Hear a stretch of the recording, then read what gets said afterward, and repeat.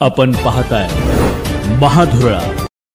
छत्रपती शिवाजी महाराज यांच्या पुतळ्याचं अनावरण आणि संविधान सन्मान संमेलनाच्या निमित्ताने कोल्हापुरात आलेले लोकसभेतील विरोधी पक्षनेते आणि काँग्रेसचे नेते राहुल गांधी यांनी आज चक्क एका टेम्पो चालकाच्या घरात जाऊन वांग्याची भाजी केली। हा सुखद धक्का त्यांनी शनिवारी सकाळी उचगाव येथील एका अजित सनदे या कुटुंबाला दिला। राहुल गांधी हे काल कोल्हापुरात येणार होते, पण त्यांचा दौरा अचानक रद्द झाला। आज सकाळी ते विमानतळावर आले। त्यानंतर छत्रपती शिवाजी महाराजांचा पुतळ्याचं अनावरण आणि सयाजी हॉटेल येथे संविधान सन्मान संमेलनाला ते उपस्थित राहणार होते, पण तत्पूर्वी त्यांनी विमानतळावरून थेट उचगाव गाठले।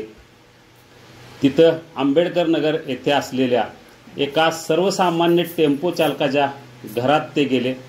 अजित सनदे हे या सर्वसामान्य व्यक्तीचं नाव। नुसतं घरात गेले नाही, तर त्यांनी थेट किचनचाच ताबा घेतला। घरात वांग्याची आणि हरभऱ्याची भाजी केली आणि सर्वसामान्य लोकांशी वेगळं नातं त्यांनी जोडण्याचा प्रयत्न केला। त्या घरात त्यांनी नाश्ताही केला।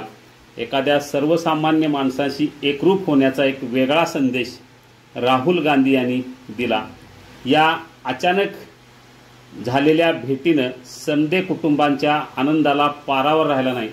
उचगावमध्ये राहुल गांधींचा ताफा दाखल होताच त्यांना पाहण्यासाठी, त्यांच्याशी संवाद साधण्यासाठी मोठी गर्दी झाली। राहुल गांधी यांनी क्षणाचाही विलंब न करता थेट सनदे यांच्या घरात प्रवेश केला आणि वांग्याची भाजी त्यांनी केली आणि त्याच्यावर त्यांनी तावही मारला। एक वेगळा संदेश राहुल गांधी यांनी या निमित्ताने दिला आणि त्याची चर्चा मात्र संपूर्ण देशभर आज सुरू झाली। राहुल गांधी यांचा हा आगळा वेगळा जो काय माणसांशी नातं जोडण्याचा प्रकार होता, तो निश्चितच कौतुकास्पद आहे।